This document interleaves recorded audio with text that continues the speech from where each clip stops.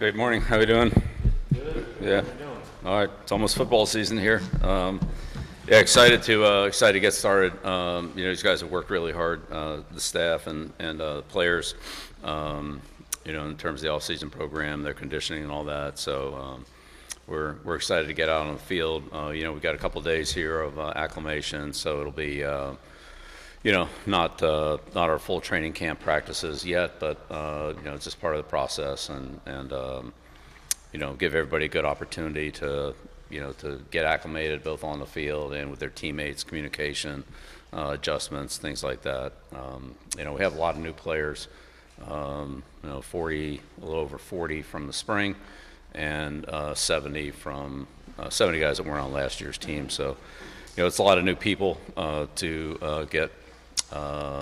Up to speed again in terms of communication, just kind of the way we practice, techniques, things like that. But coaches have done a good job of closing that gap, and so we're excited to get out on the field and see it start coming together. So that process, as I said, will start today, and we'll build through the acclimation period, and then really get rolling into it next week. But I think these steps are, the ones that obviously we need to take and that are required, and so we'll be in compliance with them.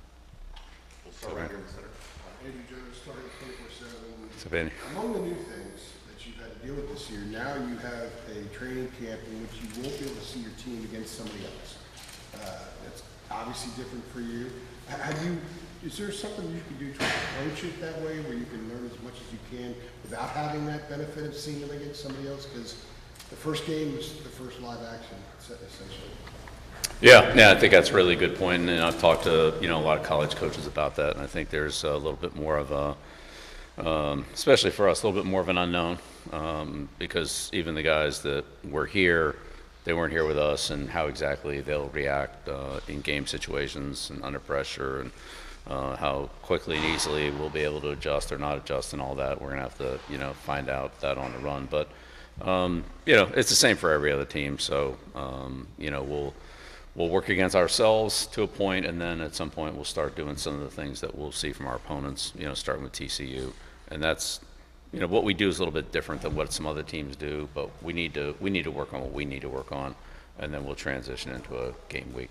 Second quick question: do you get excited anymore? And are you excited right now? Yeah, it's great. I mean, we spent a lot of time, Mike and I spent a lot of time along with the scouts and the coaches of putting the team together, team building.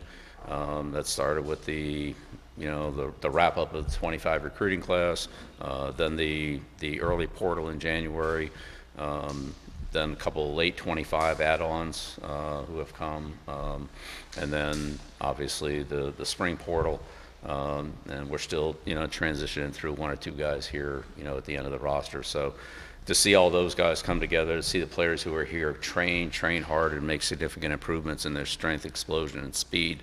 And then what work we have been able to do collectively is been very encouraging. These guys are bought in, they're working hard. It's exciting to see what they're going to be able to do on the field. So, yeah, very much looking forward to it. Right behind there. Aaron Beard with the AP. Your presence has brought a lot of attention to this program. Everything you're doing is getting magnified in the attention-wise nationally. Really?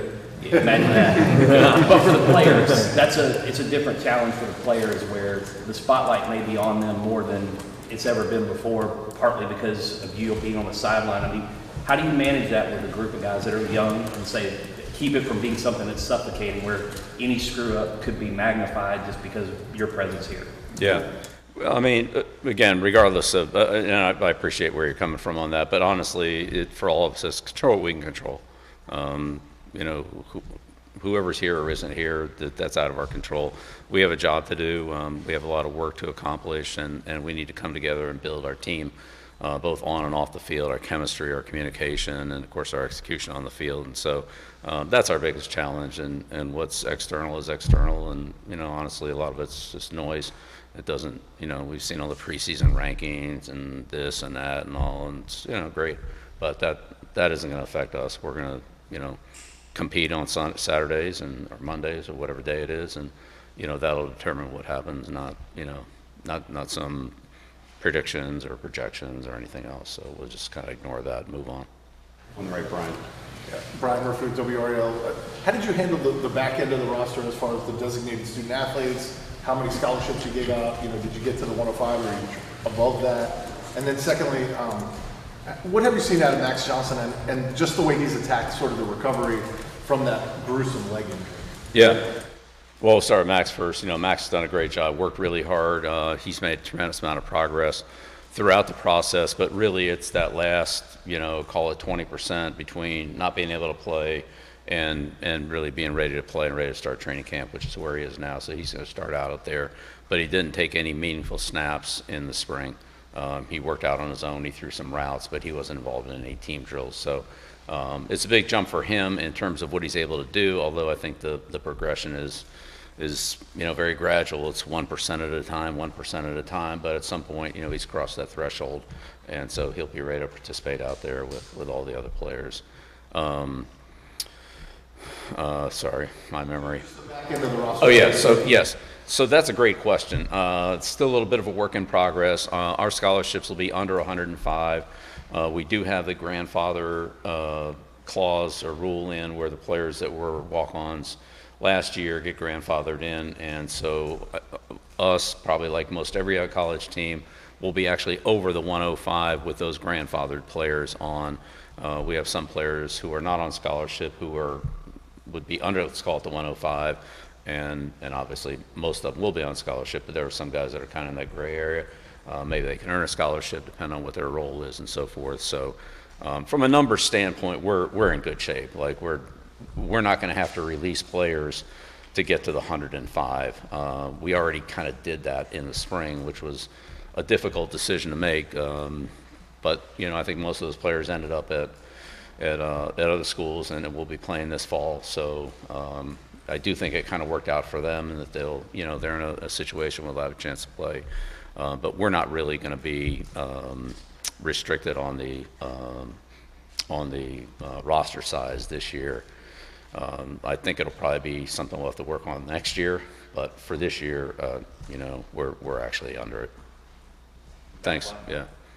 Love those bottom of the roster questions. I mean, a lot of people let that stuff go, but honestly, those are important decisions. Some of those players eventually are going to end up helping us. I mean, I just know that's the way it's going to work out. So, you know, to me, those players are just as, well, I don't know if they're just as important as the top 10, but they're going to be factors on our team and have roles. So, you know, we're constantly trying to make sure we, you know, from top to bottom, do the best we can. Sorry. Yep. Last row north. Yep. Adam Smith in South Carolina. Hey, Bill. Adam. Just wanted to ask you about Freddie Kitchens and, you know, him running the offense, installing the offense, and just what that sort of process looks like. You're known as a guy more for like defensive side of the ball things in your career. Like, just what does that look like with him? You know, putting together this offense. How much input have you had on what you guys want to run offensively, and just sort of that collaboration? Right. Well, look, I would just say throughout my career, certainly as defensive coordinator, that's definitely been my role. But as a head coach, I've always tried to be involved in every aspect of the game, whether that's offense, defense, special teams, our strength program, our conditioning program, our off-the-field education of the players, and so forth. I think it's important for me to, you know, be a part of all the things that we do, and to add emphasis to the players and the coaches or whoever's responsible for those areas. So, you know, whether it's with Mike on special teams or Freddie or Steve, you know, they have a lot of responsibility for the areas that they have. There's no question about that. But, you know, from a team standpoint, I want to collectively put together the best plan and the best role for our players, which sometimes they overlap a little bit.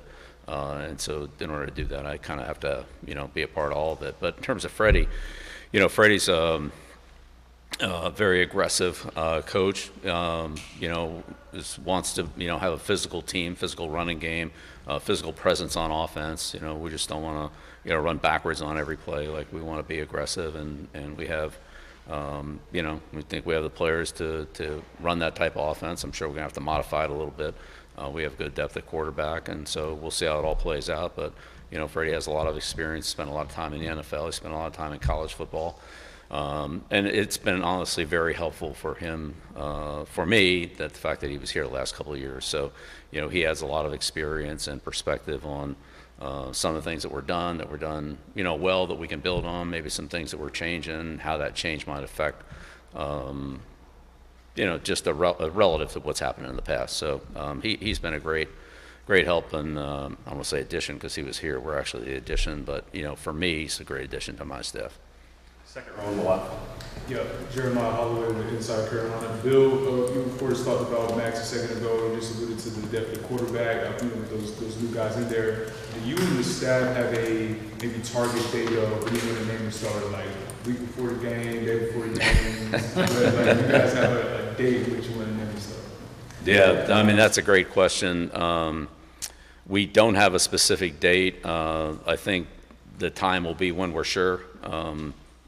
You know, in my experience as a coach has been, you know, at that position where you're, you know, you want to define who that is, and what you generally don't want to do is pick player A and then end up going to player B, let them compete, and then once you're sure it's player B, make it player B or player A, whoever it goes. So I think once we're confident that we know who has earned that spot, because that's what it'll be. It's not us picking them. It'll be that player earning it. Then we'll decide on that.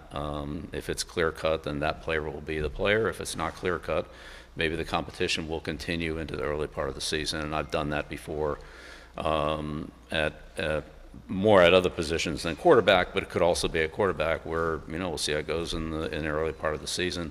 And if the performance, again, whoever earns it is going to be who gets it. That's the bottom line. Nobody's entitled to it. Nobody's been given anything. The player who plays the best and earns that playing time will get it. And I don't know who that's going to be. That'll be up to them. But it would certainly be good to have that done before the first game, and maybe even, you know, 2 weeks before the first game. The sooner the better. But it's better to make the right decision than a quick decision. So that's what we'll try to do. But that's one of the key questions we have to answer. We have time for a couple more back center. Rod Baxley, Fayetteville Observer. Bill, with so many unknowns and new players, what does the preseason checklist, so to speak, look like as far as progression throughout these next few weeks, the tackling plan and all that stuff? Yeah, the biggest thing is evaluate the team. That's what we have to do, evaluate the team. We sort of have an idea of what the players who are here that were here in the spring can do. But again, I'd say a lot of those players have shown significant improvement, particularly in their strength conditioning, their explosion, their speed, and their techniques that they've been working on from the spring coaching.